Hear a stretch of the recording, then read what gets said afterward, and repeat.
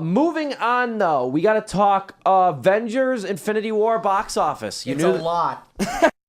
You knew this was coming. You knew we had to address this. Avengers Infinity War made $257.7 million this weekend from 4,500 theaters. Going through the great Scott Mendelson, who, if you don't know by now, is one of the best for box office analysis for Forbes.com. He broke down he does this for a lot of movies that make, incredible money. He's really good with this. He broke down all the records that Avengers Infinity War broke, or at least tried to match. So just going through a few. It posted the biggest Friday Sunday debut than any movie in history. So 257 million is a new record for a 3-day weekend. It is the fourth highest in Thursday preview grosses, so it did not break Star Wars: The Force Awakens. Second biggest opening day / Friday gross, only second because Force Awakens did 119 million versus when Infinity War did 105. You had biggest pure Friday gross at 105 million. So Joe, you were on point though for like the pure Friday gross without the inflation. Yeah. It was the biggest Saturday gross, biggest Sunday gross, biggest opening weekend, biggest worldwide debut opening weekend. So it hasn't even opened in China yet. No, it hasn't. Oh, seriously? It has not. Oh my god. This thing is poised. I'm telling you right now, this thing is poised to make a lot of money. I don't know where we could track this right as of now. Wednesday morning, it is currently made $725 million worldwide. These are all numbers. Without China. These are all numbers I can't imagine. You're saying them, I can't process them. No, at a certain point, you just can't. No.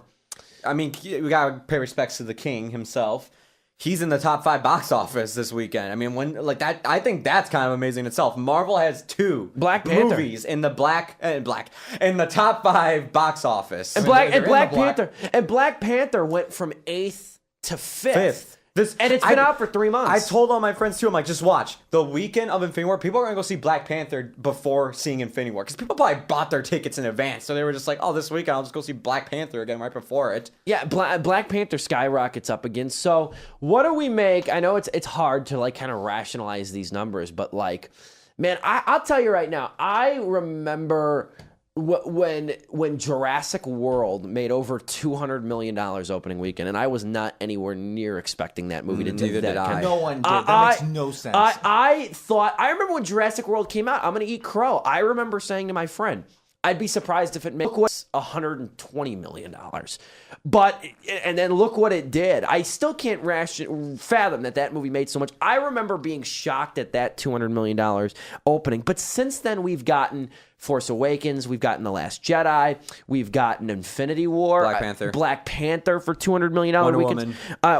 Did Wonder Woman crack 200? Wonder Woman didn't crack 200 opening, did it? I don't. Oh wait, no, you're right. I don't think it did. I know it was high, but I don't think it was that high. But I mean, what do we make of this now? What do we make of the landscape of movies cracking over $200 million? How do we rationalize that? What's the formula? Yeah, maybe it's a weird question, but Iron Man 2, Captain America.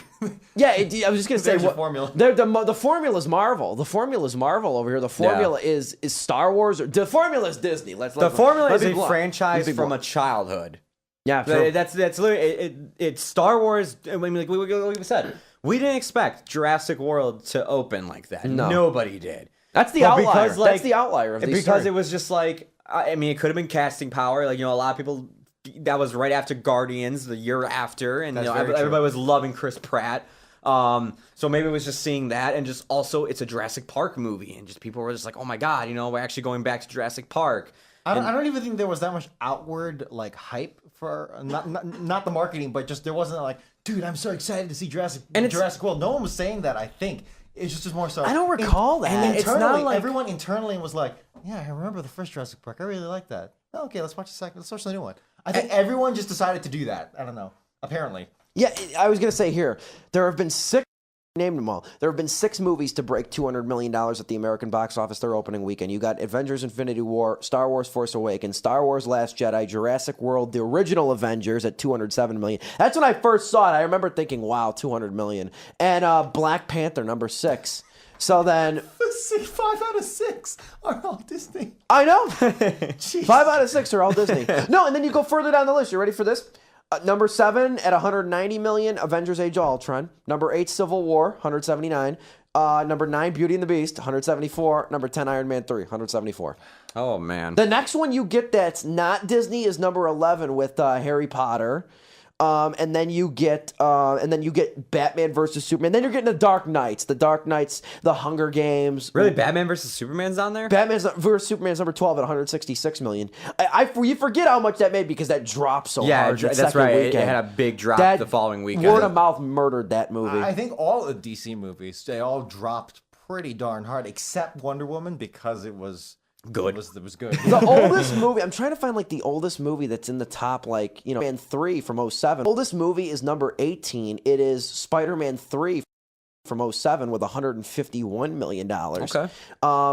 Man, you know what? I'm looking further down the list, and it's mainly movies from like the last 4 years. You had Twilight, you had Finding Dory, Suicide Squad. You know what's funny? It's still up here. Number 33, $121.6 million. Week before Memorial Day in 2007, Shrek the Third. Yes.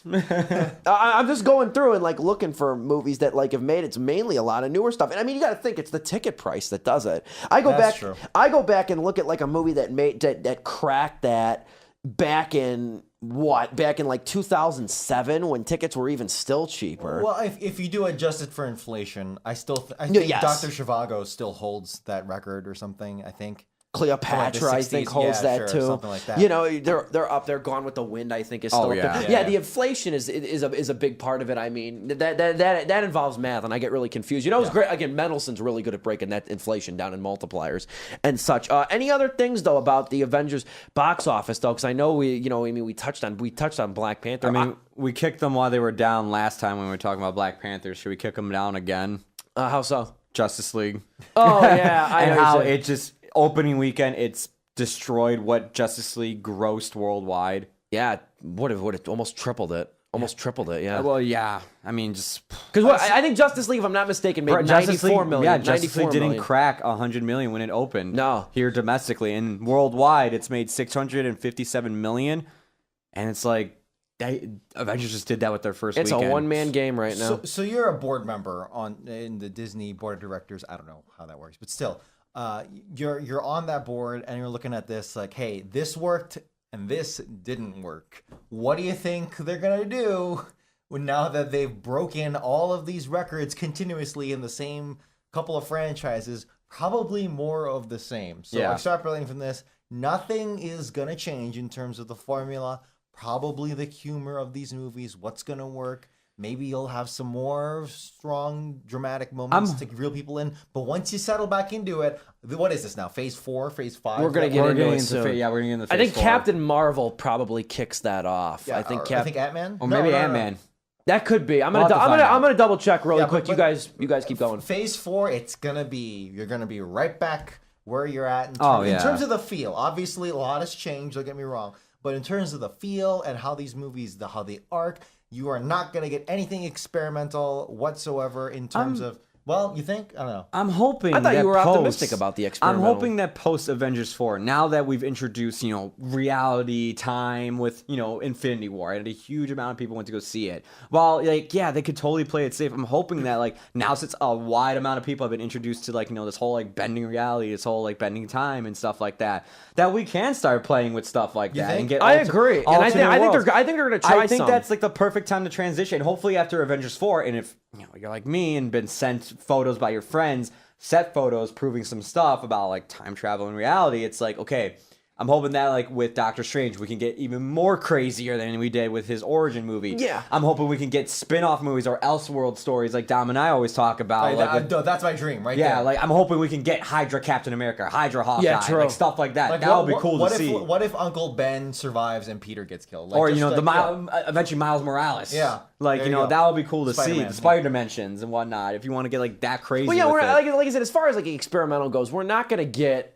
We're not going to get a Spider-Man black and white silent movie. Okay, we're not getting Spider-Man Noir. No, not at all. But like what I look forward to is what I've always looked forward to with Marvel coming soon. I want to see the lesser heroes or the third-rate, what is commonly referred to as third-rate heroes in Marvel. Even Ant-Man for Captain Marvel is because I don't know a thing about Captain Marvel. Even Ant-Man and the Wasp. I was looking forward to hopefully seeing a little bit of the Wasp in the first Ant-Man movie. Didn't happen, but I'm looking forward to seeing it. FYI, just to go back to this, and we'll kind of like put a bow on this. FYI. It's called post-phase 3 is what they're going to call it. Like post-phase 3, which I think is a little redundant. Like epilogue phase 3. It doesn't, we got 3 more movies before it kicks off. It's going to start next July with the Spider-Man Homecoming sequel. And then it's going to go with Guardians 3. Ant-Man and the Wasp, Captain Marvel, and then 4. Avengers 4. That's right. Yeah. That's all going to be encased in phase 3. I was going to say, I don't think you could have Avengers 4 be part of the fourth. I was gonna say you better, like, the best way to do it is end phase 3 with Avengers. Even looking back too, I mean, man, we've been spoiled in phase 3. Civil War is great. Homecoming is really good. I love Homecoming. Black Panther's really good. I mean, I wasn't a fan of Guardians 2, and I didn't see Ragnarok, but I like Doctor Strange too. We've been spoiled, and I'm looking forward to Ant-Man and the Wasp. I'm probably more excited for Ant-Man and the Wasp than I am, or than most people are. I think. Did you see the new trailer today? I did. I got it pulled up. I got to watch it.